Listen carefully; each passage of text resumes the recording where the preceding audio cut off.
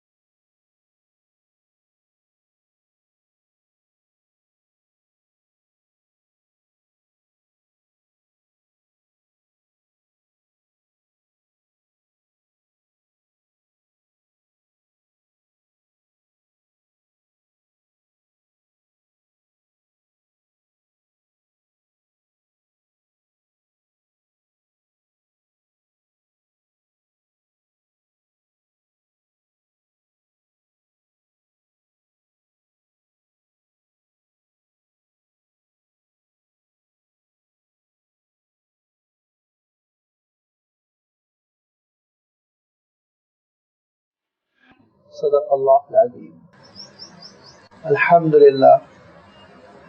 الحمدللہ رب العالمین والصلاة والسلام علی سید المرسلین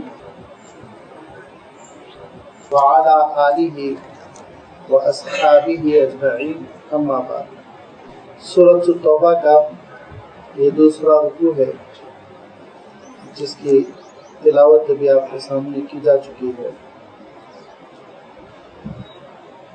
جملہ 10 آیتوں پر مشتمل اس رکوع میں جو بھی آیات آ رہی ہیں ان آیات کا تعلق پچھلی آیتوں ہی سے ہے جو سورۃ التوبہ کے آغاز میں تلاوت کی جا چکی ہیں اور گزشتہ اتوار جن کی وضاحت کی گئی کہ اللہ تعالیٰ نے سن 9 ہجری میں ہجرت کا یہ 9واں سال چل رہا ہے.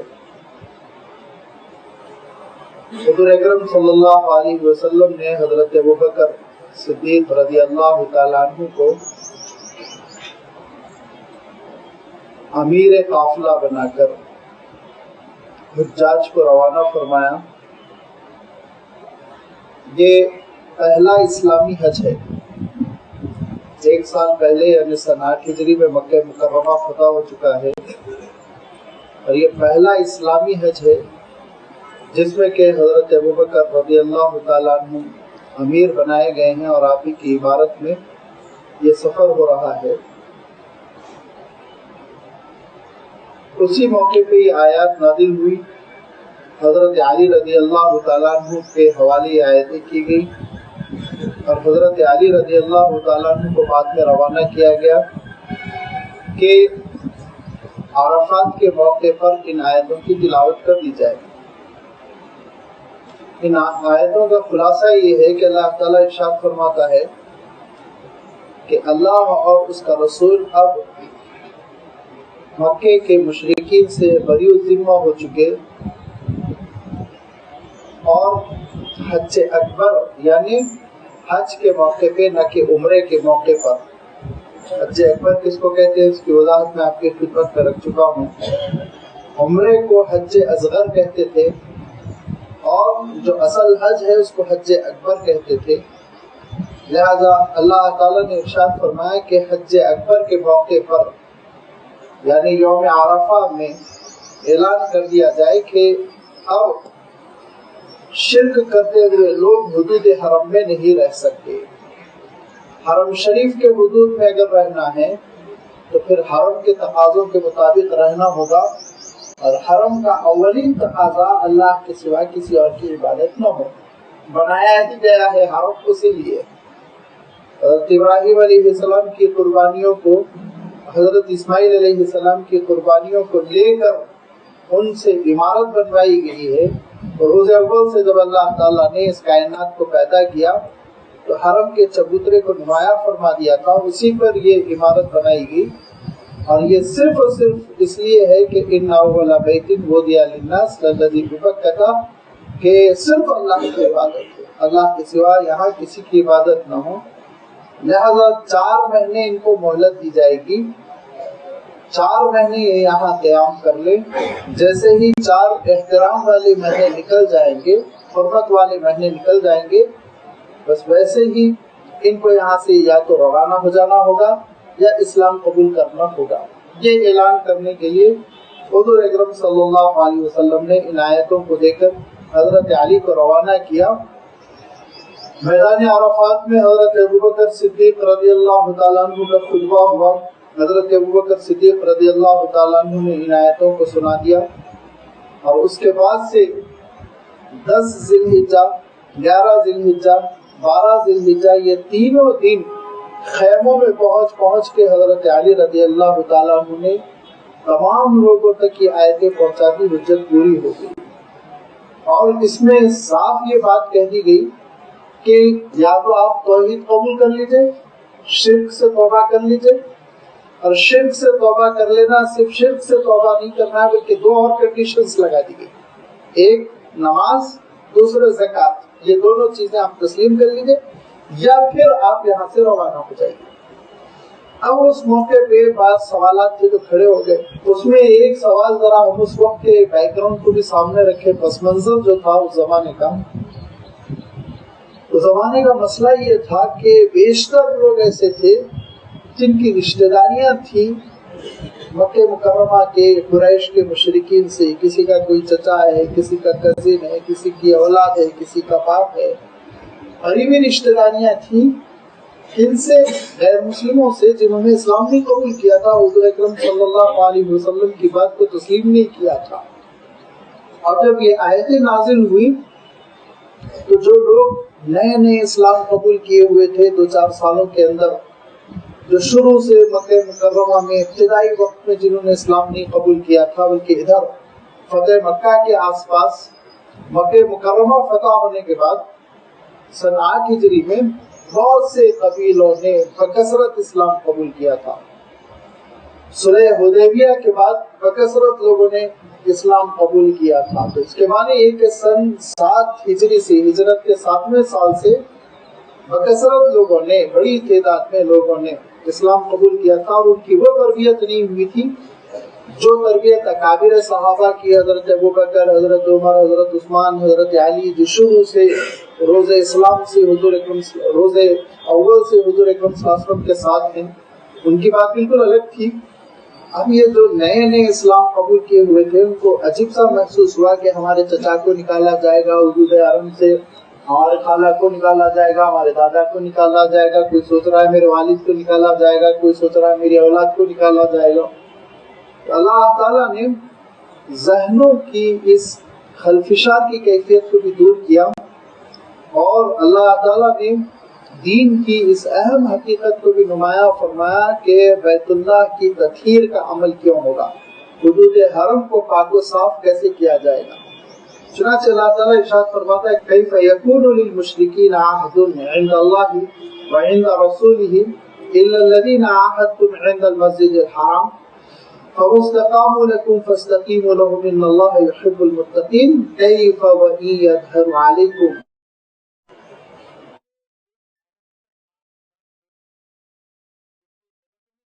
آپ کو الفاظ پکڑ کے بیٹھنا ہوگا.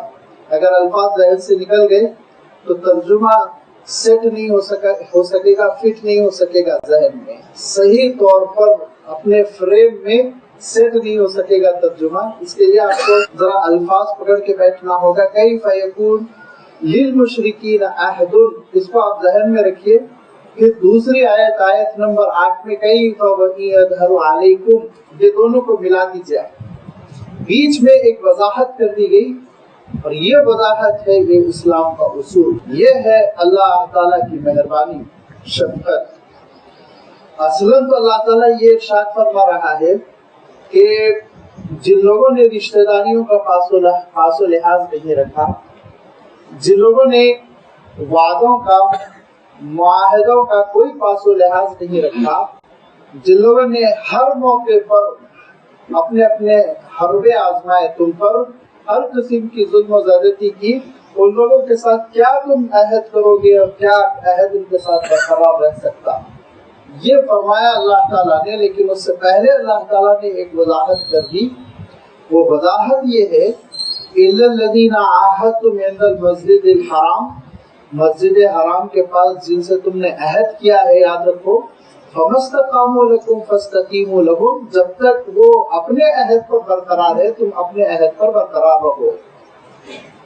جب وہ استقامت کا اظہار کریں، جب وہ اپنے عہد پر ثابت قدم رہیں، جب وہ اپنے وعدوں کو نبھائیں، تو تم کو حق نہیں ہے کہ ان کا وعدہ تم توڑو، تم کو کوئی حق نہیں ہے. پھر تم ان کے ساتھ فَاسْتَقِيمُوا لَهُمْ ثابت قدم رہو، استقامت کے ساتھ رہو.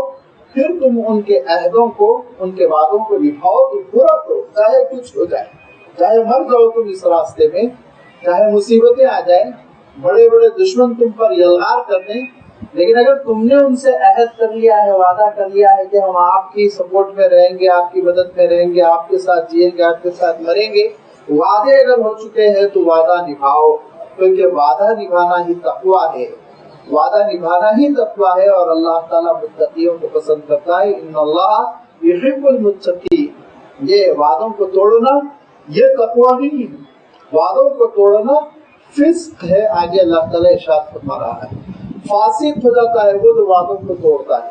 لہذا تم فاسق نہ بنو، متقی بنو. کیوں؟ اس لیے کہ اللہ تعالیٰ متقیوں کو پسند فرماتا ہے. لہذا تقویٰ اختیار کرو، وعدوں کو پورا کرو، وعدوں کو نبھاؤ. اور جب ان لوگوں نے جو وعدہ کیا ہے اس کو تم نبھاتے رہو، اس میں وعدہ خلافی ہرگز نہ کرو. یہ بیچ میں وضاحت کر دی اللہ تعالیٰ نے.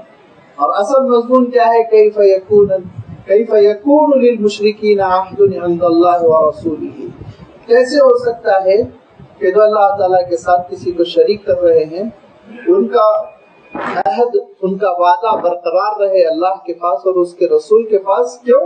کیف وَإِن يَظْهَرُوا عَلَيْكُمْ لَا يَرْقُبُوا فِيكُمْ إِلًّا وَلَا ذِمَّةً، کیسے ہو سکتا ہے ان کا یہ عہد کیسے برقرار رکھ سکتا ہے؟ اگر وہ تم پر غالب آ جائیں تو پھر وہ ذرہ برابر پاس و لحاظ نہیں کریں گے. إِلًّا وَلَا ذِمَّةً، إِلًّا اس کے معنی ہوتے ہیں قرابت داری، إِلًّا اس کے معنی ہوتے ہیں رشتہ داری، اس کے معنی ہوتے ہیں خونی رشتے، صلہ رحمی. ایک چیز تو اللہ تعالیٰ نے یہ ارشاد فرمائی کہ وہ کیا عہد کا پاس و لحاظ کریں گے کہ ان لوگوں نے پچھلی زندگی میں کسی رشتہ داری کا پاس و لحاظ نہیں کیا، کسی رشتہ داری کا خیال نہیں رکھا. نمبر 2 ولا ذمۃ، اور نہ بھی انہوں نے وعدوں کا لحاظ کیا.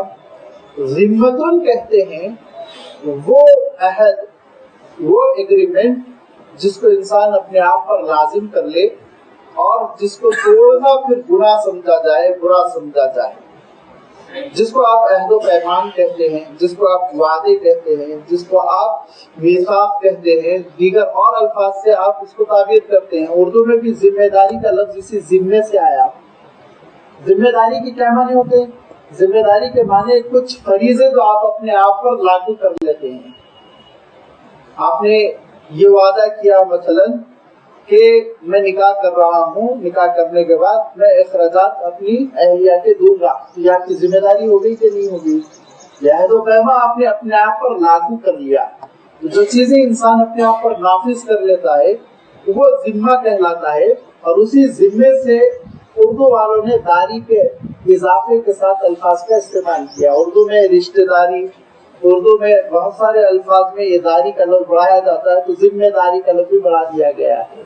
और उसके माने यही है कि अहद पैमा को पूरा करना, वो अहद पैमा जो आप पर फरीजा बनकर आयत हो चुके हैं। अल्लाह ताला इरशाद फरमाता है कि ला यरकुबु फीकुम इल्लन, वो अगर तुम पर गालिब आ जाए तो न रिश्तेदारियों का ख्याल करेंगे, वला जिम्मतन, और न ही वादों का, अहदो पैमा का। देखिए दो चीजें होती हैं इस पूरी इंसानी सोसाइटी में। हम जो जिंदगी बसर कर रहे हैं दो बुनियादों पर जिंदगी बसर कर रहे हैं, या तो रिश्तेदारियां हैं जिनको हम निभाते हैं, या फिर एग्रीमेंट्स है जिनको हम पूरा करते हैं। दो ही चीजें देख लीजिए, हर दो इंसानों के दरमियान जो ताल्लुक है उस ताल्लुक की बुनियाद या तो रिश्तेदारी है, खूनी बुनियाद पर इंसान एक दूसरे के साथ सिले रहमी करता है, या फिर एग्रीमेंट से जिनको वो पूरा कर रहा है।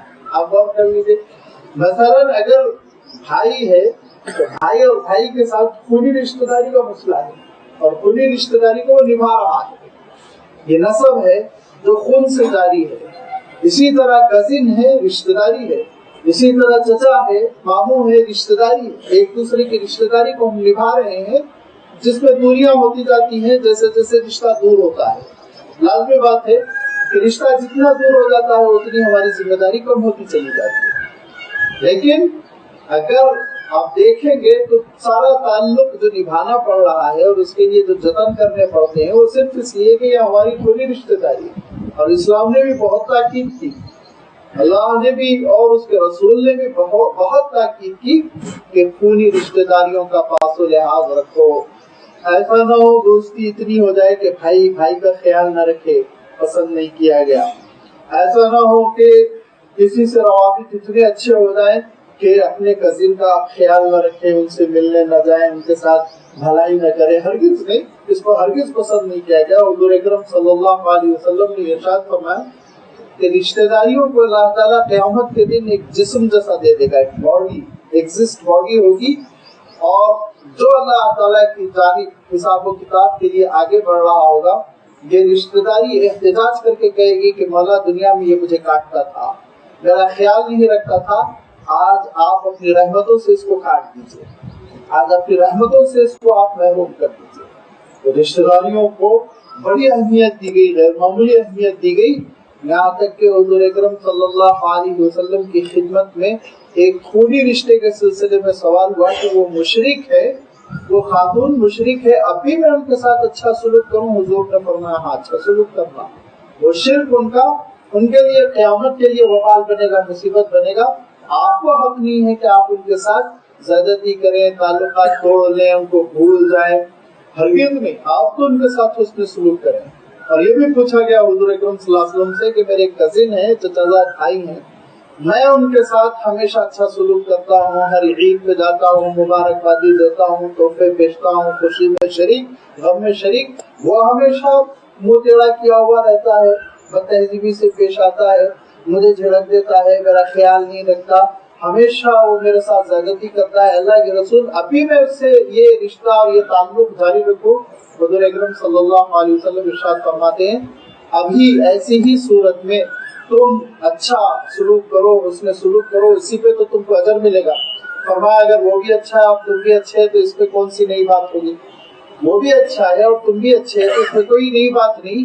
वो बुरा है और तुम अच्छे रहो, इसमें तुमको अजर है, बराबर उसके साथ तुम उसमें सलूक करते रहो। तो रिश्तेदारी इसका बहुत ही पासो लिहाज इस्लाम में रखा गया। ये रिश्तेदारी अरबों के दरमियान सबब बनती थी मदद का, ताउन का।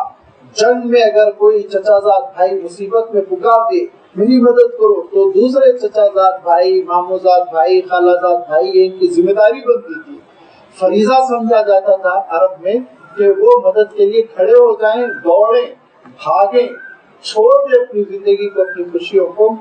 और अगर ये सिफत ना होती तो कहते थे कि मेरा कबीला, मेरा खानदान, वो तो बुज़दिलों का खानदान, बेकार लोगों का खानदान। तो रिश्तेदारों को आवान, अंसार समझा जाता था, मददगार समझा जाता था। اور رشتہ داروں کو سپورٹر سمجھا جاتا تھا، رشتہ داروں کو وہ کام بنانے والا سمجھا جاتا تھا. لیکن جب حضور اکرم صلی اللہ علیہ وسلم نے سچائی کی حق کی تعلیم دی اور دعوت دی، اور اس وقت کچھ لوگ حضور اکرم صلی اللہ علیہ وسلم کی دعوت پر لبیک کہنے کے لیے کھڑے ہو گئے، تو عجیب و غریب تماشا ہوا. تاریخ نے دیکھا کہ سب سے زیادہ ان لوگوں کو ان کے رشتہ داروں نے ستایا. مکہ مکرمہ میں انہوں نے بیٹھ کے ایک عہد کیا اور کہا یہ جو نئے نئے لوگ مسلمان ہو رہے ہیں ان کو مارنے پیٹنے اسلام سے روکنے کا بہترین طریقہ یہ ہے کہ ہر خاندان والا اپنے رشتہ دار کی خبر لے لے، دوسرے کو مارنے کی نوبت ہی نہ آئے. لہذا ہر خاندان والا وہ اپنے خاندان کے فرد کو پکڑتا، باندھتا، مارتا، اس کو پیاسا اس کو چھوڑ دیتا. یہ آزمائش آئی تھی. اور آپ جانتے ہیں کہ حضرت عمر رضی اللہ تعالیٰ عنہ کی خبر لینے گئے تھے اپنی بہن کی، تو اپنی بہن کو پیٹنے کے لیے گئے تھے. یہ مزاج انہوں نے بنا دیا تھا کہ رشتہ داریوں کا پاس و لحاظ نہ کیا جائے. اسی لیے آپ دیکھیں گے کہ حضور اکرم صلی اللہ علیہ وسلم کے دشمنوں کی فہرست بڑی لمبی رہی. ابو جہل ہے، عتبہ ہے، شیبہ ہے، امیہ بن خلف ہے، کتنے بڑے بڑے دشمن تھے. لیکن اللہ تعالیٰ نے ان دشمنوں میں سے کسی بھی دشمن کا نام قرآن پاک میں نہیں لیا، کہیں بھی نام نہیں. نام لیا تو کس کا لیا؟ اللہ تعالیٰ نے حضور اکرم صلی اللہ علیہ وسلم کے قریبی رشتہ دار کا. تبت یدا ابی لہب وتب، ابو لہب تو چچا تھا، تیرا حق تو یہ تھا کہ یتیم بھتیجے کے خاص کے لیے لڑتا پھرتا، اپنے بھتیجے کے لیے سپورٹ کرتا. چچا ہونے کے باوجود، اتنا قریبی رشتہ ہونے کے باوجود تو اپنے بھتیجے کے خلاف چلا. یہ تو انسانیت سے بھی گئی گزری بات تھی.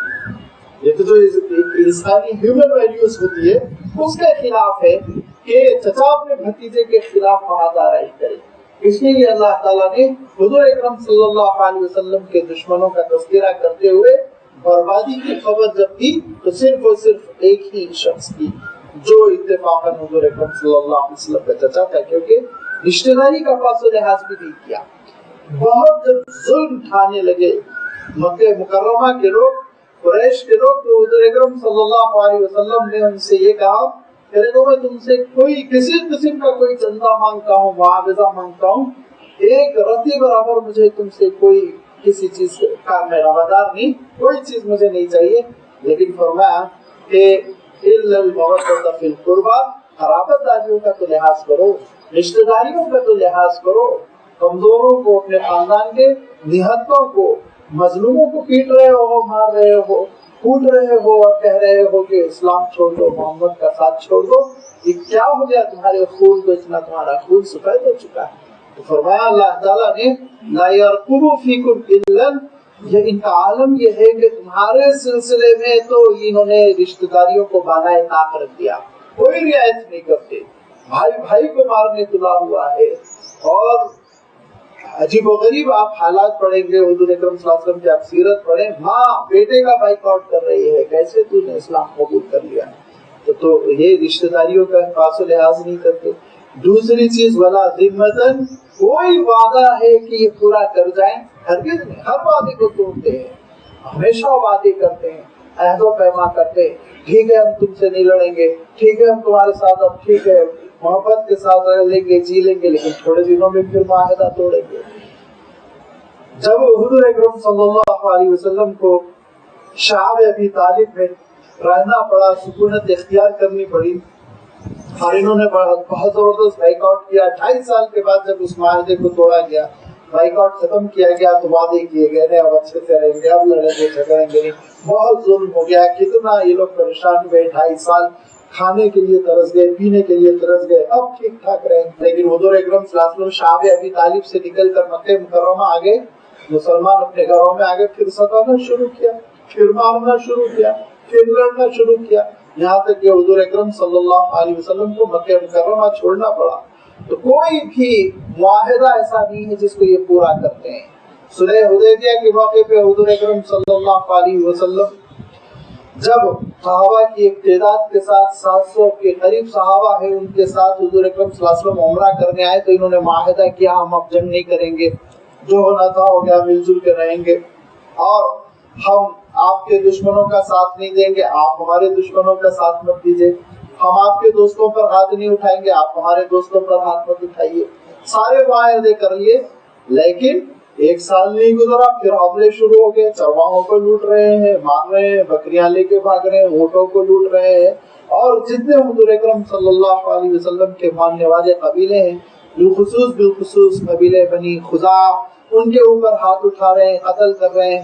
اب یہ قبیلے والے یہ تو بندش میں ہیں کہ حضور نے کہا کہ تم ان پر تلوار نہ چلاؤ، ان کے خلاف نہ لڑو، یہ بیچارے تو مظلوم پٹ رہے ہیں، اور ان کا عالم یہ ہے کہ کسی قسم کی کوئی اخلاقی ان کے پاس تعلیم نہیں جس کے اوپر چاہے ہاتھ اٹھا رہے ہیں۔ بڑی مصیبت عجیب و غریب صورتحال تھی، تو فرمایا کہ ان کا عالم یہ ہے لا یرقبوا فیکم الا ولا ذمہ، آپ لوگوں کے معاملے میں یہ نہ رشتہ داری کا خیال رکھتے ہیں اور نہ ہی وعدوں کی ذمہ داری پوری کرتے ہیں، یردونکم بافواہہم، اور کوشش کرتے ہیں کہ اپنی چکنی چپڑی باتوں سے آپ کو خوش کر لیں، لیکن وتأبى قلوبہم، دلوں میں ان کے نفرت ہے، دلوں میں انکار ہے، دلوں سے یہ آپ کے دین کا انکار کرتے ہیں، اکثرهم فاسقون، اکثر و بیشتر یہ وعدہ توڑنے والے ہیں، فاسق ہے۔ یہاں فاسق کے معنی ہوا ہے عہد و پیما توڑ دینے والے، وعدہ خلافی کرنے والے۔ اشتروا بآیات اللہ ثمنا قلیلا، ان لوگوں نے اللہ تعالیٰ کی آیتوں کو بیچ کر بہت ہی مختصر سی تھوڑی سی قیمت اس کے عوض میں مول لی۔ وہ کیا ہے تھوڑی سی قیمت؟ تھوڑی سی قیمت یہ ہے کہ ان لوگوں نے یہ سمجھا تھا کہ ہماری سرداری برقرار رہے گی، انہوں نے یہ سمجھا تھا کہ حج کے زمانے میں جو منڈیاں بنتی ہیں، منڈیاں لگتی ہیں، ان منڈیوں کا کرایہ جو آتا رہے گا اس کا نفع ہم کو پہنچتا رہے گا۔ انہوں نے یہ سمجھا تھا کہ حجاج جو آتے ہیں نذرانے جو پیش کرتے ہیں وہ نذرانے ہم کو ملتے رہیں گے۔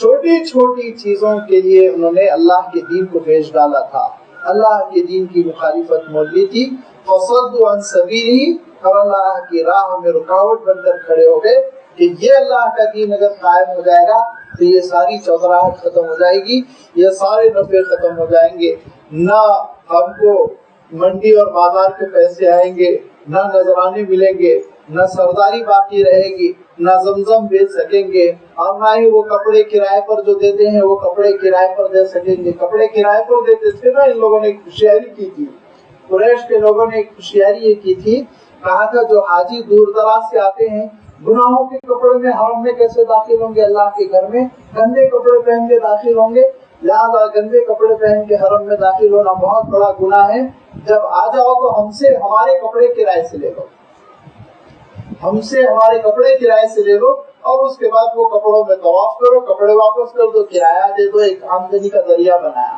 لیکن دور دراز سے آنے والے عرب بھی کم ہوشیار نہیں تھے، ان لوگوں نے کہا اچھا کپڑے جو گناہ کیے ہوئے ہیں، گناہ سے آلودہ کپڑوں میں طواف کرنا ممکن نہیں، تو تم سے ہم کپڑے کیوں کرائے سے لیں؟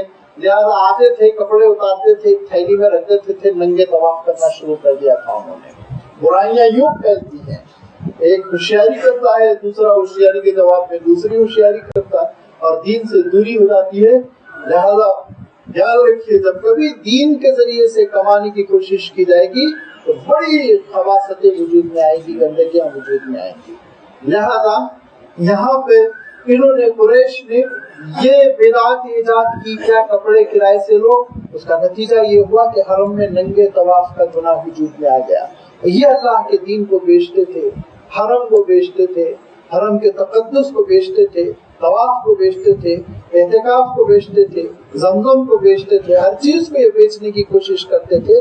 اب جب حضور اکرم صلی اللہ علیہ وسلم کی تعلیمات آئیں، اللہ کے رسول صلی اللہ علیہ وسلم کا اسوہ آیا، تو انہوں نے کہا کہ سب ختم ہو گیا، لہذا کرو محمد کی مخالفت صلی اللہ علیہ وسلم۔ اشتروا بآیات اللہ ثمنا قلیلا، کتنی تھوڑی قیمت میں انہوں نے اللہ کے دین کو، اس کی آیتوں کو، اس کی کتاب کو بیچ ڈالنے کی کوشش کی۔ فصدوا عن سبیلی، رکاوٹ بن کر یہ کھڑے ہو گئے اللہ کے راستے سے۔ انہم ساء ما کانوا یعملون، بہت ہی برا ہے جو یہ کچھ کر رہے ہیں، بہت برے اعمال، بڑے برے کرتوت ہے جو یہ کر رہے ہیں۔ لازمی بات ہے اب یہ کرتوتوں کی اجازت ان کو نہیں دی جائے گی، اب یہ چودراہٹ برقرار نہیں رہے گی، اب ختم ہو گیا ان کا حدود حرم میں اب رہنا ہو تو حرم کے تقاضوں کے مطابق رہنا ہوگا. لہذا اب حالات بدل رہے ہیں. پھر اللہ تعالیٰ نے تاکید فرماتے ہوئے ان کے اس کردار کو، غیر انسانی کردار کو، غیر شریفانہ کردار کو دوبارہ نمایاں کیا. غیر انسانی کردار کیا ہے؟ رشتہ داریوں کا پاس و لحاظ نہیں کرتے. غیر شریفانہ کردار کیا ہے؟ وعدے کر کر کے مکر جاتے ہیں، وعدے کر کر کے وعدہ توڑ دیتے ہیں، جس کی وجہ سے مصیبت لوگوں کو پیش آ رہی ہے. فرمایا لا یرقبون فی مؤمن الا ولا ذمہ. کسی بھی مومن کے سلسلے جس نے ایمان قبول کر لیا، اسلام قبول کر لیا، کسی بھی مومن کے سلسلے میں یہ نہ رشتہ داری کی حفاظت کرتے ہیں اور نہ ذمہ داری نبھاتے ہیں. ہر دو چیزوں میں یہ ناکام ثابت ہوتے ہیں کہ ایمان اگر آ گیا ہے، اسلام آ گیا ہے، تو بس ان کے لیے مصیبت ہو گئی. باقی سب کے لیے بڑے اچھے، شراب پیئیں گے مل جل کے، جوا کھیلیں گے مل جل کے، لیکن جب ایمان کا مسئلہ آ جائے گا، مومن کا مسئلہ آ جائے گا، تو وہ حلق سے نہیں اترے گا، اس کے خلاف ساری محاذیریں کریں گے. اور وہ کیفیت آج بھی آپ دیکھیں گے کہ اہل کفر کے درمیان برقرار ہے کہ آپس میں ایک جٹ، بڑی لڑائیوں کے باوجود آپس میں وہ متحد. جب ایمان کا مسئلہ آ جائے، اسلام کا مسئلہ آ جائے، مومنوں کا مسئلہ آ جائے، تو پھر ان کی جان نکل جاتی ہے. پھر سب مل کے متفق ہو جاتے ہیں، سب مل کے پھر ایک زبان ہو کر ان ایمان والوں کی مخالفت کرتے. تو فرمایا کہ ان کا عالم یہ ہے لا یرقبون فی مؤمن، یہ کسی بھی مومن کے سلسلے میں حفاظت نہیں کرتے، نہ رشتہ داری کی اور نہ ذمہ داری کی. وَأُولَئِكَ هُمُ الْمُعْتَدُونَ، اور یہی حد سے آگے بڑھ کر ظلم و زیادتی کرتے ہیں، یہی ظلم کرتے ہیں، تجاوز کرتے ہیں، پہلے ظلم کا آغاز یہ کرتے ہیں. لیکن پھر اللہ تعالیٰ نے ان کو گنجائش دی فَإِن تَابُوا وَأَقَامُوا الصَّلَاةَ وَآتَوُا الزَّكَاةَ فَإِخْوَانُكُمْ فِي الدِّينِ.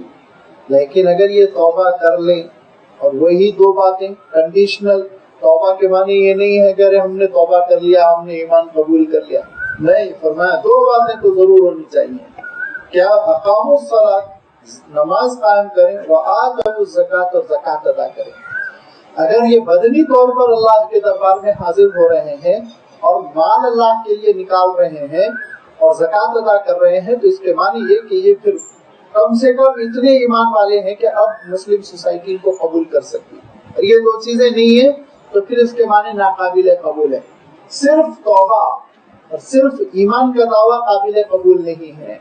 گزشتہ اتوار کی آیت آ چکی ہے کہ اللہ تعالیٰ ارشاد فرماتا ہے کہ اس وقت تک تمہارا اور ان کا جھگڑا ہوگا جب تک کہ یہ توبہ نہ کر لیا. وَأَقَامُوا الصَّلَاةَ وَآتُوا الزَّكَاةَ فَخَلُّوا سَبِيلَهُم، توبہ کر کے نماز پڑھنے لگے، زکات دینے لگے، تو تم ہٹ جاؤ گے، تم ان سے اب جھگڑا نہ کرو. یہاں بھی اللہ تعالیٰ یہی بات ارشاد فرما رہا ہے فَإِن تَابُوا وَأَقَامُوا الصَّلَاةَ وَآتُوا الزَّكَاةَ فَإِخْوَانُكُمْ فِي الدِّينِ، اب تمہارے یہ بھائی ہیں. نہ صرف یہ کہ ان سے تمہارا جھگڑا ختم ہو چکا ہے، بلکہ اب یہ تمہارے بھائی ہیں، اب یہ تمہارے ساتھ رہیں گے، تمہاری سوسائٹی میں جئیں گے، اب ان کو سارے اختیارات اور حقوق دیے جائیں گے. اور اگر نماز نہیں ہے اور زکات نہیں ہے، اگر نماز نہیں ہے اور زکات نہیں ہے، تو میں ضروری نہیں سمجھتا ہوں کہ پچھلے اتوار جو سارے ائمہ کے اقوال نقل کیے گئے تھے دوبارہ اس کا اعادہ کرو. پچھلے اتوار ائمہ اسلام کے اقوال آپ کی خدمت میں رکھے گئے تھے کہ اگر نماز نہیں ہے تو اس کے معنی وہ صاحب مسلمان نہیں ہے، آپ کے قبرستانوں میں جگہ پانے کے بھی قابل نہیں ہے. سب سے نرم جو رویہ ہے، سب سے نرم جو موقف اپنایا گیا وہ یہ کہ اگر نمازی نہیں ہے تو اس کو آپ گرفتار کریں، 3 دن آپ اسلامی مملکت میں اس کو اسلام کی نماز کی تربیت دیتے رہیں، نماز کی دعوت دیتے رہیں.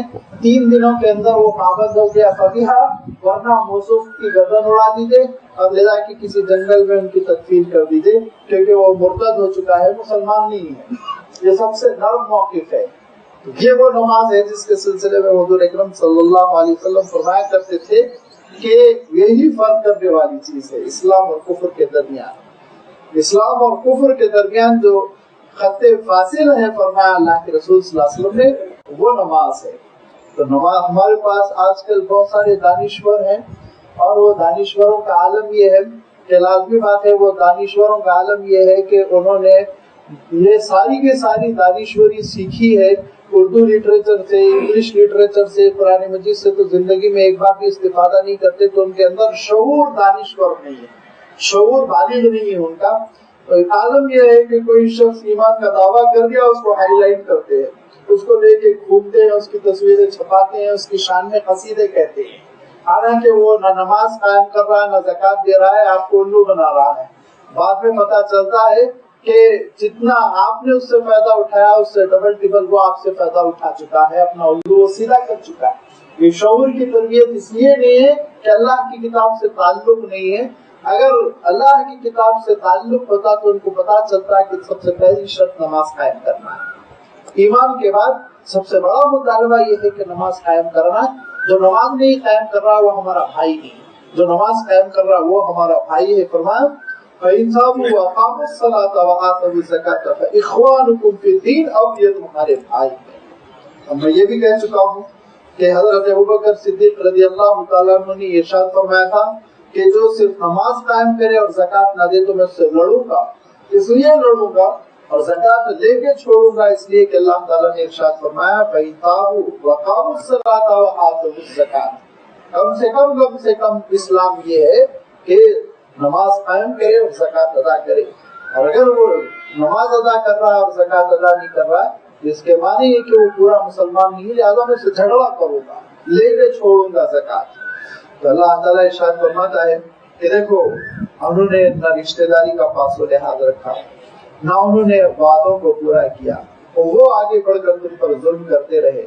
ان کو حدود حرم میں جینے کا کوئی حق نہیں، لیکن اگر توبہ کر لیتے، نماز قائم کر دیتے اور زکوٰۃ دینا شروع کر دے تو پھر وہ تمہارے بھائی ہیں، پورے ان کو وہ حقوق ملیں گے جو حضرت ابوبکر کو مل رہے ہیں، حضرت عمر کو مل رہے ہیں، جو روز اول سے اسلام قبول کیے ہوئے وہ سارے حقوق کے وہ مستحق ہو جائیں گے۔ وَنُفَصِّلُ الْآيَاتِ لِقَوْمٍ يَعْلَمُونَ، ہم آیتوں کی تفسیر کرتے ہیں ان لوگوں کے لیے جو علم حاصل کرنا چاہتے ہیں، معلومات حاصل کرنا چاہتے ہیں، جاننا چاہتے ہیں، اس لیے ہم ساری آیتوں کی ہم تفصیل کر رہے ہیں۔ وَإِن نَكَثُوا، لیکن اگر وہ وَإِن نَكَثُوا أَيْمَانَهُم مِّن بَعْدِ عَهْدِهِمْ، اگر وہ اپنے وعدوں کو توڑ دیتے ہیں، وعدہ خلافی کرتے ہیں، وعدہ کر لینے کے بعد، عہد کر لینے کے بعد عہد کو پورا نہیں کرتے، اور پھر دوسری بات یہ وَطَعَنُوا فِي دِينِكُمْ، اور تمہارے دین پر حملے کرتے ہیں، تمہارے دین پر اعتراضات کرتے ہیں، فَقَاتِلُوا أَئِمَّةَ الْكُفْرِ، تو ایسے کفر کے لیڈروں پر، سرداروں پر ان کے اللہ تعالیٰ ناراضگی کا اظہار کرتے ہوئے ارشاد فرماتا ہے فَقَاتِلُوا أَئِمَّةَ الْكُفْرِ، ایسے کفر کے سرداروں کے خلاف تم جنگ کرو، ختم کر دو ان کو۔ إِنَّهُمْ لَا أَيْمَانَ لَهُمْ، حقیقت یہ ہے کہ ان کا وعدہ نہیں ہے، حقیقت یہ ہے کہ ان کا عہد نہیں ہے۔ لَعَلَّهُمْ يَنْتَهُونَ، جب تک کہ تم ہاتھ میں تلوار نہیں اٹھاؤ گے، یہ رکنے والے نہیں، یہی حرکت کرتے رہیں گے۔ وعدہ کر چکے، کہہ رہے ہیں کہ نہیں ہم امن کے ساتھ رہیں گے، کہہ رہے ہیں کہ ہم سلامتی کے ساتھ رہیں گے، اب ہم غریبوں کو، اب ہم کمزوروں کو، اب ہم بے سہارا لوگوں کو نہیں چھیڑیں گے، اب ہم آزادی رائے کا احترام کریں گے، اب ہم اجازت دیتے ہیں جو اللہ کے دین کو قبول کر رہا ہے قبول کر لے، اس دین پر جیے، ہم ان کو نہیں چھیڑیں گے، یہ وعدہ کر لیتے ہیں۔ لیکن اس کے بعد وَنَكَثُوا أَيْمَانَهُم مِّن بَعْدِ عَهْدِهِمْ، یہ پورے عہد و پیمان کر لینے کے بعد وعدہ توڑ دیتے ہیں، پھر مظلوموں پر ہاتھ اٹھاتے ہیں، پھر بے کسوں پر تلوار چلاتے ہیں، پھر غریبوں کو لوٹ لیتے ہیں، تو پھر ایسے کفر کے جو سردار ہے ائمۃ الکفر، جو کفر کے امام ہیں، ان کے خلاف تم تلوار اٹھا لو، ان کو جینے نہ دو مکے کے حدود میں، نکال کے ان کو بھگا دو یا ختم کر دو۔ ائمۃ الکفر کے معنی کہ وہ قریش کے سردار جو اسلام کے خلاف مہازارائی کیے ہوئے تھے، ان کو ائمۃ الکفر اللہ تعالیٰ نے ارشاد فرمایا۔ کفر کی یہ بنیادیں ہیں، کفر کے امام ہیں، کفر کے سردار ہیں، یہ کفر کو فروغ دینے، کفر کو پھیلانے کے لیے اسباب ہیں یہ، لہذا سدباب کرنا ضروری ہے، ان کی خبر لینا ضروری ہے، اور ان کا عالم یہ ہے کہ یہ اگر ڈرتے ہیں تو بس تلوار سے ڈرتے ہیں، یہ ان کے اندر اگر رکنے کی صلاحیت پیدا ہوگی، زیادتیوں سے یہ وڈرا ہوں گے، دستبردار ہوں گے، تو صرف اور صرف تلوار کے خوف سے باقی نہ رشتہ داری ان کو روک سکے گی، باقی نہ عہد و پیما ان کو روک سکیں گے، باقی نہ ان کو اخلاق روک سکے گا، نہ ان کا اپنا دین روک سکے گا. کوئی چیز ان کو نہیں روکتی. گندگیوں سے، وعدہ خلافیوں سے، ظلم سے، زیادتیوں سے روکنے والی ایک چیز ہے تو بس تلوار ہے. تلوار کو دیکھیں گے تبھی یہ رکیں گے. لہذا فرمایا کہ انہم لا ایمان لہم، ان کے پاس عہد و پیما کی کوئی حیثیت نہیں. وعدے کرنا مکر جانا ہی ان کا شیوا ہے. اور جب تم تلوار اٹھاؤ گے لعلہم ینتہون، تب امکان ہے کہ یہ رک جائیں، باز آ جائیں، گھبرا جائیں. کہہ رہے اب یہ تو ہماری گردن اڑانے پر تلے ہوئے ہیں، یہ تو ہم کو ختم کر دینے پر آمادہ ہو چکے ہیں. تب جا کے ان کے اندر تھوڑی سی گھبراہٹ پیدا ہو. ہوتا کیا ہے، یہ ائمۃ الکفر کے اندر زندگی کی بڑی شدید محبت ہوتی ہے، موت سے بڑی گھبراہٹ ہوتی ہے. سب کچھ کرتے ہیں یہ جینے کے لیے، دین کی مخالفت جینے کے لیے، اللہ کی مخالفت جینے کے لیے، زندگی کی خوشیوں کے لیے، رسول کی مخالفت زندگیوں کی عارضی خوشیوں کے لیے، شریعت کی مخالفت. اب جب ان کو یہ معلوم ہو جائے گا تمہاری زندگی خود تم سے چھینی جا رہی ہے، ایک لازمی بات ہے گھبراہٹ تو پیدا ہوگی. پیروں تلے زمین تو نکل ہی جائے گی کہ جس زندگی کے لیے سب کچھ کر رہے ہیں وہی زندگی ختم ہونے والی ہے. لہذا فرمایا کہ ان کے سامنے ذرا تلوار لے کے نکلو. جب تلوار لے کے نکلو گے تو معلوم ہو جائے گا کہ یہ وعدہ خلافی کیا چیز ہے، مظلوموں پر ظلم کرنا کیا چیز ہے، رشتہ داریاں کو باز و لحاظ نہ کرنا کیا چیز ہے. ذرا ان کو اس وقت اندازہ ہوگا. فرمایا الا تقاتلون قوما نکثوا ایمانکم، کیا تم ان لوگوں سے نہیں لڑنا چاہ رہے ہو، کیا تم ان سے قتال نہیں کرنا چاہ رہے ہو، کیا تم ان سے جنگ نہیں کرنا چاہ رہے ہو جنہوں نے بار بار عہدوں کو توڑا. وہموا باخراج الرسول، اور رسول کو ان کے شہر سے نکالنے کا انہوں نے ارادہ کیا، رسول کو شہر بدر کرنے کا انہوں نے فیصلہ کیا. حضور اکرم صلی اللہ علیہ وسلم کو، جن کو مکہ مکرمہ میں رہنے کا پوری انسانیت کو سب سے زیادہ حق تھا کہ وہ اپنی تعلیم کی وجہ سے بھی، وہ اپنے نسب کی وجہ سے بھی، ہر دو وجہ سے سب سے زیادہ حقدار تھے کہ حرم شریف کے حدود میں رہیں. حضرت ابراہیم علیہ السلام کے فرزند حضرت اسماعیل علیہ السلام کا جو خانوادہ تھا، اس خانوادے کا جو ممتاز ترین قبیلہ تھا وہ قبیلہ قریش، اور اس قبیلہ قریش کا جو سب سے اچھا خاندان تھا وہ خاندان بنی ہاشم، اور اس خاندان بنی ہاشم کا جو سب سے پیارا فرد تھا، سب سے اچھا فرد تھا وہ محمد عربی. لیکن انہوں نے محمد کو خود صلی اللہ علیہ وسلم مکہ مکرمہ میں نہیں رہنے دیا، نکال کر چھوڑا مکہ مکرمہ سے. تو اس کے بعد یہ مکہ مکرمہ میں رہنے کے قابل ہیں. گندے جو ننگے طواف کو گوارا کرتے ہیں، وہ لوگ جو اللہ کو چھوڑ کر لکڑیوں کے ٹکڑوں کو پکار رہے ہیں، یہ حدود حرم میں رہنے کے قابل ہیں. تو فرمایا کہ کیوں تم ان سے جنگ نہیں کرنا چاہتے ہو، کیوں تم ہاتھ روکنا چاہتے ہو. بہت ہو گئی ہمدردی، بہت ہو گئی رعایت، بہت ہو گئی انسانیت، بہت ہو گیا اخلاقیات کا درس. اب آپ تلوار اٹھاؤ. الا تقاتلون قوما، کیا تم ان سے جنگ نہیں کرو گے اس قوم سے جنہوں نے عہد و پیمان کو توڑا. وہموا باخراج الرسول، اور رسول کے شہر بدر کرنے کا فیصلہ کیا. وَهُمْ بَدَؤُوكُمْ أَوَّلَ مَرَّةٍ، جنگ انہوں نے شروع کی، تم نے شروع نہیں کی. مارنا انہوں نے شروع کیا، کاٹنا انہوں نے شروع کیا. مکہ مکرمہ سے نکال دیا تم کو، اپنے گھروں میں چین سے نہیں بیٹھے، مدینہ منورہ پر حملہ کرنے کے لیے آئے، بدر میں لڑے. اس کے بعد سے واپس ہوئے تو اپنے گھروں میں چین سے نہیں بیٹھے، مدینہ منورہ پر حملہ کرنے آئے، احد کے میدان میں لڑے. اس کے بعد گھروں میں واپس گئے تو چین سے نہیں بیٹھے، پھر نکل کر آئے اور غزوہ احزاب کی شکل میں وہ جنگ ہوئی جس میں مدینہ منورہ کے اطراف گڑھا کھودنا پڑا. اتنی لمبی چوڑی خندق کہ مدینہ منورہ کے لوگوں کی حالت خراب ہو گئی، کھودتے چلے جا رہے ہیں، کھودتے چلے جا رہے ہیں. غلے کی کمی ہو گئی، فاقہ ہے، 3 دن سے کچھ کھائے ہوئے نہیں ہے. ہر ایک کو متعین کر دیا گیا اتنے فٹ تم کو کھودنا ہے، اتنے فٹ تم کو کھودنا ہے. اور مسلمان تو مسلمان، اللہ کا رسول خود گڑھا کھود رہا ہے، اس کی داڑھی خود غبار آلود ہو چکی ہے. اس کی بھوک کا عالم یہ کہ پیٹ پہ پتھر بندھے ہوئے ہیں، سیدھا کھڑا ہونا مشکل ہو گیا ہے. اس عالم میں وہ اپنے بچاؤ کے لیے تڑپ رہے ہیں، مر رہے ہیں. اور یہ ہے کہ گاتے ہوئے اور ڈھول بجاتے ہوئے، عورتوں کو نچاتے ہوئے 10,000 کی شکل میں تم پہ حملہ آور ہوئے. وہ تو اللہ تعالیٰ کی مدد تھی، ورنہ مدینہ منورہ کو ختم کر دیے ہوتے. یہ اینٹ سے اینٹ بجا دیے ہوتے مدینہ منورہ کی، وہ تو اللہ تعالیٰ کی غیبی مدد تھی کہ ان پر ایسی ہوائیں بھیجی کہ ان کے خیمے اکھڑ گئے، ان کے جانور بھٹک گئے، ان کی ہانڈیاں الٹ گئی اور ان کو واپس بھاگنا پڑا، کوئی انسانی طاقت تھوڑی روکا تھا ان کو، یہ اللہ تعالیٰ کی غیبی طاقت و نصرت تھی جو مسلمانوں پر نازل ہوئی۔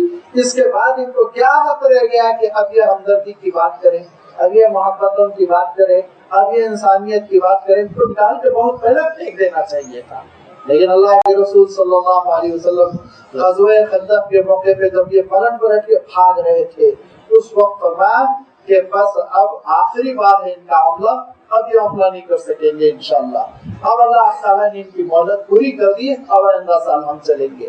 حضور اکرم صلی اللہ علیہ وسلم پوری جنگی تیاریوں کے ساتھ جاتے اور مکہ مکرمہ پر حملہ کر دیتے تو یہ کافی تھا، لیکن اللہ کے رسول صلی اللہ علیہ وسلم نے ہمدردی کی، صرف عمرے کا ارادہ فرمایا، ہتھیار نہیں لے گئے، قربانی کے جانور لے گئے، ننگے طواف کرنے کے لیے تو تمہاری طبیعتیں گوارا کرتی تھی، لیکن محمد عربی اپنے ساتھیوں کے ساتھ آئے، طواف کرنا چاہ رہے ہیں، عمرہ کرنا چاہ رہے ہیں تو گوارا نہیں کیا، روک دیا، حدیبیہ سے واپس کر دیا۔ حضور اکرم صلی اللہ علیہ وسلم راضی ہو گئے، تیار ہو گئے، جو انہوں نے شرطیں رکھی ان شرطوں کو قبول کر لیا، پھر شرطیں توڑنے لگے، پھر منمانی کرنے لگے۔ حضور اکرم صلی اللہ علیہ وسلم کے لیے اب یہ کافی جواز تھا کہ اس بنیاد پر کہ انہوں نے حدیبیہ کا معاہدہ توڑا، حملہ کر کے تہس نہس کر دیتے، کہ گھروں کو جلا دیتے، ان کو نکال کر پھینک دیتے، لیکن نہیں گئے۔ حضور اکرم صلی اللہ علیہ وسلم مکہ مکرمہ اس شان سے، اب 10,000 کا لشکر ہے، لیکن اعلان کر رہے ہیں اور اپنے سپاہیوں کو حکم دے دیا، بلند آواز میں پکارو، الیوم یوم المرحمہ، معافی کا دن ہے، اور کہو ایسے ہی جیسے یوسف علیہ السلام نے اپنے بھائیوں کے سلسلے میں کہا تھا، لا تثریب علیکم الیوم، تمہاری آج کوئی گرفت نہیں، تم پر آج کوئی سرزنش نہیں، معافی کا دن ہے، ہم معاف کر رہے ہیں۔ کعبۃ اللہ کے اگر حدود میں بیٹھ جاؤ معاف، ابو سفیان کے گھر میں بیٹھ جاؤ معاف، اپنے گھروں کو لاک کر لو اندر سے معاف، ہر طرف سے معافی کا اعلان فرمایا اللہ کے رسول صلی اللہ علیہ وسلم نے۔ اب اس کے بعد سے اب بھی اگر باز نہیں آؤ گے، اب بھی وہی پکانیاں کرو گے، اب بھی وہی بدماشیاں کرو گے، ایسے ہی دندناتے ہوئے زمین پہ پھرو گے تو تھوڑی تم کو اجازت دی جائے گی۔ اب اللہ کا حکم ہے کہ اب تو تم ان سے جھگڑا کرو، اتخشونہم، تم ان کی رعایت کرتے ہو، ڈرتے ہو نہیں۔ اللہ احق ان تخشوہ، اللہ سے ڈرو، جب اس کا حکم آ جائے تو اس کا حکم پورا کرو، ان کنتم مؤمنین، اگر تم ایمان والے ہو۔ قاتلوہم، قتل کر دو ان کو، ایسے قتل کرو کہ اللہ تعالیٰ ارشاد فرماتا ہے کہ یہ کسی کونے میں، کسی دیوار کے پیچھے، کسی پتھر کے نیچے، کسی چٹان تلے تم کو مل جائیں تو جہاں مل جائیں وہ خذوہم واحصروہم وقعدوا لہم کل مرصد، جہاں تم کو مل جائے کھان لگا کے بیٹھو، اب ختم کر دو۔ قاتلوہم، ان کے خلاف قتال کرو، جنگ کرو۔ یعذبہم اللہ بایدیکم، اب وقت آ گیا ہے کہ اب 23 سال کے بعد اللہ تعالیٰ پر عذاب جاری کرنا چاہتا ہے۔ یہ عذاب حضرت نوح علیہ السلام کی نافرمان قوم پر پانی کے سیلاب کی شکل میں آیا تھا، یہ وہی عذاب ہے جو حضرت ہود علیہ السلام کی نافرمان قوم کے اوپر، جو حضرت ہود علیہ السلام کو ستا رہے تھے، آندھی اور زبردست قسم کی ایسی آندھی جس میں سب کے سب اڑ گئے، براخچے اڑ گئے ان کے، وہ شکل میں آیا تھا۔ یہ وہی عذاب جو حضرت صالح علیہ السلام کی نافرمان قوم پر زلزلے کی شکل میں آیا تھا، یہ وہی عذاب ہے۔ جو فرعون پر ڈوبتے غرق کرنے کی شکل میں آیا تھا، یہ وہی عذاب ہے جو اللہ تعالیٰ نے حضرت لوط علیہ السلام کی نافرمان قوم پر پتھروں کی بارش کے ذریعے لایا تھا۔ لیکن اب ان نافرمانوں کے لیے اللہ تعالیٰ نے عذاب کی شکل بدل دی اور فرمایا یعذبہم اللہ بایدیکم، تمہارے ہاتھوں کے ذریعے سے اللہ تعالیٰ ان کو عذاب دے گا، تمہارے ہاتھوں کے ذریعے سے اللہ تعالیٰ ان کو ذلیل کرے گا، وَيُخْزِيهِمْ، ذلیل کر کے چھوڑے گا، وَيَنْصُرْكُمْ عَلَيْهِمْ، تمہاری مدد کرے گا ان کے خلاف، وَيَشْفِي صُدُورَ قَوْمٍ مُؤْمِنِينَ، مومنوں کے سینوں کو اللہ تعالیٰ ٹھنڈا کر کے چھوڑے گا۔ 23 سال کے یہ برداشت، قوت برداشت، یہ جواب دے رہی ہے۔ وَيُذْهِبْ غَيْظَ قُلُوبِهِمْ، اور جو مظلوم ہیں وہ مظلوموں کے دلوں میں جو گد و کاوش ہے، جو غیظ و غضب ہے، جو مستقل ظلم سہتے سہتے خاص قسم کی نفرتیں پیدا ہو گئی ہیں، یہ سب غیظ و غضب کو دور کر دے گا، ختم کر دے گا۔ لیکن ایک بات یاد رکھو، وَيَتُوبُ اللَّهُ عَلَى مَن يَشَاءُ. توبہ کر لے تو توبہ قبول کر لے گا. سب کچھ ٹھیک ہے, توبہ کا دروازہ بہرحال بند نہیں. توبہ کے دروازے کا عالم یہ کہ جنگ ہو رہی ہے, اور اس جنگ میں ایک صحابی ہے کہ وہ ایک دشمن پر چڑھ کے اس کو گرا دیا پشت کے بل پر, اس کے سینے پہ بیٹھ گئے, تلوار اٹھائی. تلوار اٹھانا تھا کہ وہ کہتا تھا اشہد ان لا الہ الا اللہ واشہد ان محمد رسول اللہ. رک گئے, ایک لمحہ سوچا, غور کرا, کتنے لوگوں کو یہ مارا, کتنا ظالم ہے, کتنا شقی ہے, کتنا بڑا دشمن ہے. اب بیٹا گر گیا ہے, دب گیا ہے, سینے پہ میں چڑھ چکا ہوں, میری تلوار کی نوک پر اب اس کی گردن میں تو کلمہ پڑ رہا ہے صرف مجھے الو بنانے کے لیے, لہذا تلوار بھونک دی اس کے سینے میں, ختم کر دیا. آگے حضور اکرم صلی اللہ علیہ وسلم سے کہا, وہ بہت بڑا جو ظالم تھا نا اللہ کے رسول, جو بہت بڑا مسلمانوں کے خلاف دشمن, بڑی مہازارائی, بیسیوں کو قتل کیا ہوا, بہت بڑا کافروں کا امام, کافروں کا ساتھی, وہ سرما اس پہلوان کو میں نے اس عالم میں ختم کر دیا کہ جب اس کے سینے پہ میں چڑھ گیا, اس کو شکست میں نے دی تھی. پچھاڑ کر جب میں اس کے اوپر تلوار کا وار کرنے والا تھا تو وہ کہنے لگا اللہ کے رسول لا الہ الا اللہ محمد رسول اللہ. حضور اکرم صلی اللہ علیہ وسلم نے کہا, وہ کہا یہ کہا, ہاں یہ کہا, یہ کہا لا الہ الا اللہ محمد رسول اللہ. جی ہاں کہا. تو پھر کیسے تم نے اس کو قتل کیا تھا, کیسے تم نے قتل کیا؟ اس دن کیا کرو گے جس دن وہ اپنے خون کے ساتھ میدان حشر میں کھڑا ہو جائے گا اور کہے گا کہ میں نے کلمہ پڑھا تھا تب بھی اس شخص نے مجھے قتل کر دیا, تم کیا جواب دو گے؟ اتنا روئے وہ صحابی, اتنا روئے, اور انہوں نے رو رو کے یہ کہا, کاش میں اسلام اب قبول کیا ہوتا, اس جنگ کے بعد قبول کیا ہوتا, پورے اعمال میرے برباد ہو گئے.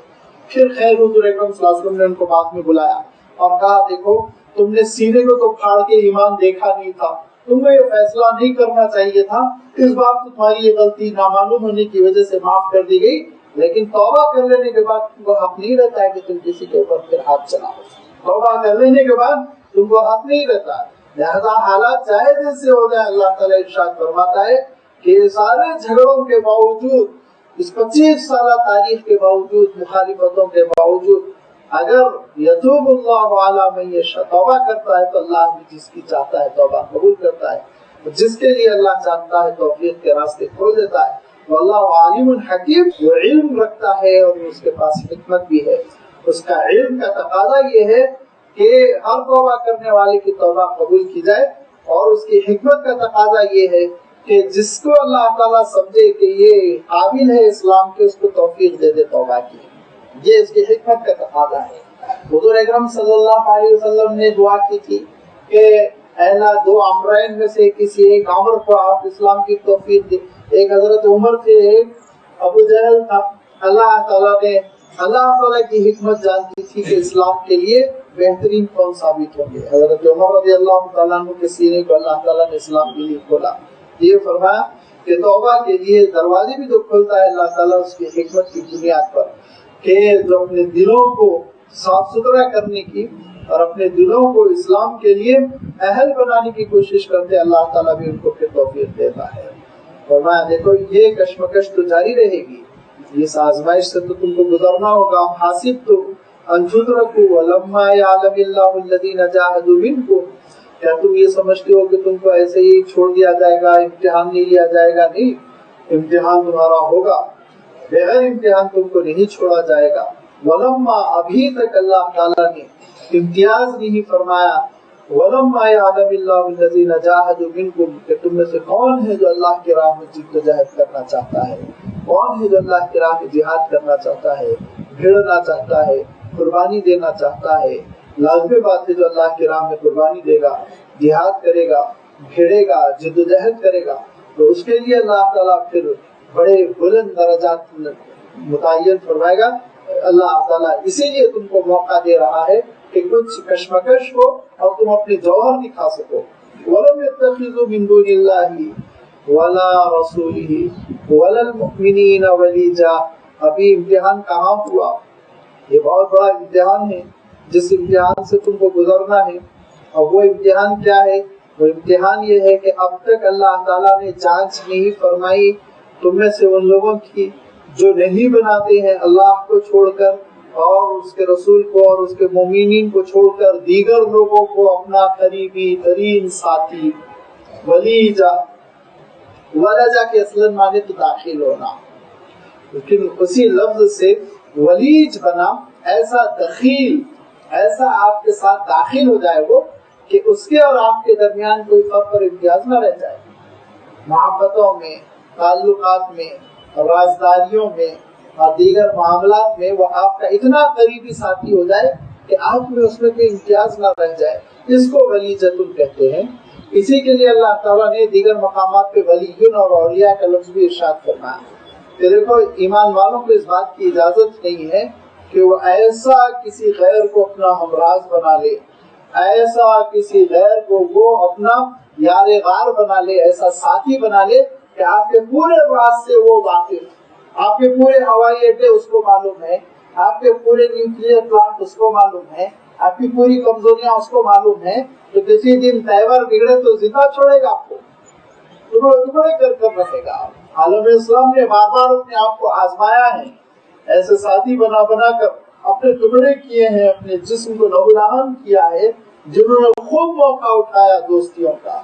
بہت دور جانے کی ضرورت نہیں، سال دو سال پہلے خود ہمارے پڑوس میں کیا ہو چکا ہے، اور ان کے آقا اور ان کے داتا جو ہمیشہ ان کے ساتھی بنے رہے، انہوں نے کیسے ان پر چھوٹے چھوٹے ٹکڑیوں میں حملے کیے، کس طرح ان کو ان کے ملک کے شیرازے کو بکھر دیا، وہ آپ تاریخ اٹھا کر دیکھیے۔ تو اللہ تعالیٰ ارشاد فرماتا ہے کہ ہرگز تم اپنا ہمراز اور ایسا ولی اور ایسا ساتھی جسے بڑی شدید محبت اور پورے راز اس کے سامنے اگل دیے گئے ہوں، وہ پورا کام بنانے والا سمجھ لیا گیا ہو، آپ کے گھر میں داخل ہو کر وہ آپ کے گھر سے واقف، آپ کے گھر کے جغرافیہ سے واقف، آپ کے کچن سے واقف، آپ کے بیڈ روم سے واقف، اور آپ کے گھر میں آپ کا حرم کہاں رہتا ہے، آپ کی خواتین کہاں رہتی ہے، اس سے واقف ایسا بنا لو گے، پھر موقع جب آئے گا تو پھر وہ آپ کو سبق سکھا کے چھوڑے گا۔ اس سے صاف منع کیا گیا ہے۔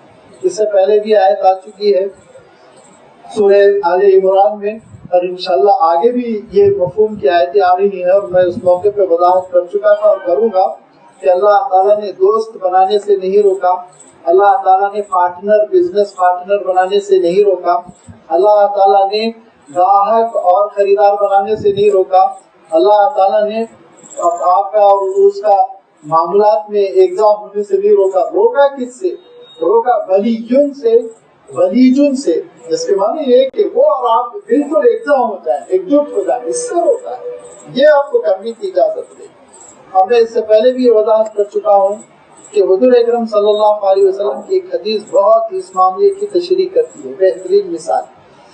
بہترین مثال اللہ کے رسول صلی اللہ علیہ وسلم نے عنایت فرمائی، ارشاد فرمایا، دیکھو تمہارا یارانہ کس سے ہے، ذرا غور کرو، فرمایا، ارشاد فرمایا تمہارا یارانہ کس سے ہے، غور کرو، اگر عطر فروش سے ہے تو تم اس کی دکان پہ جا کے روزانہ بیٹھتے ہو تو بہت بخیل ہے، مثال کے طور پر اتنا بخیل ہے کہ ایک کھایا عطر کا تم کو نہیں دیتا، لیکن جتنے گھنٹے بیٹھتے ہو خوشبو تو ملتی ہے، باوجود اس کی بخالت کے جتنے گھنٹے تم بیٹھتے ہو، نہ وہ تم کو شیشی گفٹ کرتا ہے، نہ ایک کھایا دیتا ہے، نہ کپڑے پہ لگاتا ہے، لیکن جتنی دیر بیٹھ رہے ہو خوشبو تو مل رہی ہے آٹومیٹیکلی۔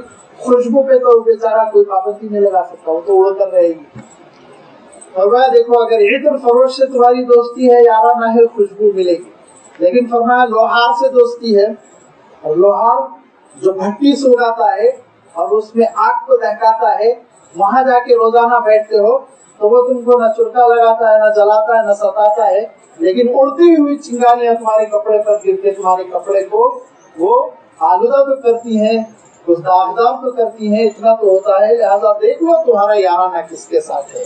اگر اہل اللہ سے ہے تمہارا یارانہ، ایمان والے سے ہے، اور وہ تمہارے ساتھ بخالت کا بھی معاملہ کر رہے ہیں، اللہ والے بخیل ہوتے نہیں ہیں، لیکن مثال کے طور پر آپ سمجھ لیجیے، تب بھی تم ان کے پاس بیٹھو گے تو پیاری پیاری باتیں تو سنو گے۔ اگر وہ بات بھی نہیں کر رہے ہیں، وہ اللہ کا ذکر کر رہے ہیں اور وہ ورد کر رہے ہیں استغفار کا، وہ ورد کر رہے ہیں درود شریف کا، وہ ورد کر رہے ہیں کلمہ طیبہ کا، تو وہ سننے سے تمہارے سماعت کو تو ثواب ملے گا۔ لیکن اگر تمہارا یارانہ ہے اس سے جو شرک سے جس کی زبان آلودہ ہے، اور تمہارا یارانہ ہے اس سے وہاں جا کے بیٹھتے ہو جہاں ہر تھوڑی دیر پر دعوت ہوتا ہے غیر اللہ کو، وہاں بیٹھو گے تو کم سے کم اس کی غیر اسلامی خرافات مشرکانہ راہ و رسم میں تمہاری شرکت تو ہو ہی جائے گی، اور کچھ نہ کچھ تم آشیرواد وہاں سے لے کے ہی اٹھو گے۔ تو سوچو تم کہاں بیٹھے ہو، اپنے لیے کس کو یار منتخب کر رہے ہو، ذرا غور کر لو۔ فرمایا اللہ کے رسول صلی اللہ علیہ وسلم فانظر الی من تخاف۔ تو یہ اللہ تعالیٰ ارشاد فرماتا ہے کہ یاد رکھو تمہاری ایسی گہری دوستی کسی اس سے نہیں ہونی چاہیے جو کل کے دن تمہارا دشمن بن جائے تو تم کو نقصان پہنچا دے۔ لہذا فرمایا کہ ابھی تو عالم یہ ہے، تم یہ سوچ رہے ہو ہمارے رشتے داروں کا مسئلہ ہے، جس کو میں بھی آپ کی خدمت میں شروع میں رکھا مکہ مکرمہ کا بیک گراؤنڈ، کہ کسی کا بھائی ہے، کسی کے والد ہیں، کسی کے دوست ہیں، کسی کے رشتے دار ہیں، یہاں تک کہ شوہر اور بیوی بٹے ہوئے ہیں۔ تو پھر غیروں میں ابھی تمہارے بڑے ہمدرد جن کو تم بنانا چاہتے ہو، جن کو دوست بنانا چاہتے ہو، جن کے لیے تم جنگ سے باز آنا چاہتے ہو، لڑنے بھیڑنے سے دور ہونا چاہتے ہو، تو فرمایا کہ ابھی اللہ تعالیٰ نے تم کو نہیں آزمایا، نہیں چاہتا کہ وَلَمْ يَتَّخِذُوا مِن دُونِ اللَّهِ وَلَا رَسُولِهِ وَلَا الْمُؤْمِنِينَ وَلِيًّا، کہ تم نہیں چھوڑتے ہو یا چھوڑتے ہو، یعنی تم نہیں اختیار کرو گے اللہ سے ہٹ کے، اس کے رسول سے ہٹ کے، اور اس کے ایمان والے بندوں سے ہٹ کے کسی اور کو دوست اور ساتھی اور یار اور ایسا یار غار جس کے ساتھ بالکل معاملہ لین دین کا ہو۔ تو فرمایا ابھی اللہ نے ایسی آزمائش سے تم کو دوچار نہیں کیا، اب اللہ تعالیٰ آزما رہا ہے، اور اللہ تعالیٰ تم کو نہیں چھوڑے گا بغیر آزمائے ہوئے، ضرور آزمائے گا کہ تم جب اللہ کو، اس کے رسول کو اور اللہ اور اس کے رسول کے ماننے والوں ہی کو تم اپنا ساتھی اور اپنا ساجی اور اپنا کام بنانے والا اور مددگار اور اپنا ہمدرد نہیں سمجھو گے، اس وقت تک وہ تمہارا ایمان بھی مکمل نہیں ہوگا۔ لہذا فرمایا کہ اس سلسلے میں یہ امتحان ہونے والا ہے، اور اس امتحان سے اللہ تعالیٰ تم کو گزارنے والا ہے۔ تم نے کیا سمجھا کہ یہ امتحان نہیں ہوگا؟ ضرور ہوگا یہ امتحان، اللہ آزمائے گا کہ اللہ کی محبت پر تم کس کی محبت کو ترجیح دیتے ہو، اللہ محبوب ہے یا پھر تمہارا وہ کافر دوست محبوب ہے، وہ کافر بھائی محبوب ہے، وہ کافر اولاد محبوب ہے جو مکہ مکرمہ میں بیٹھی ہوئی، یہ دیکھے گا۔ رسول محبوب ہے یا دشمن محبوب ہے، وہ یہ دیکھے گا۔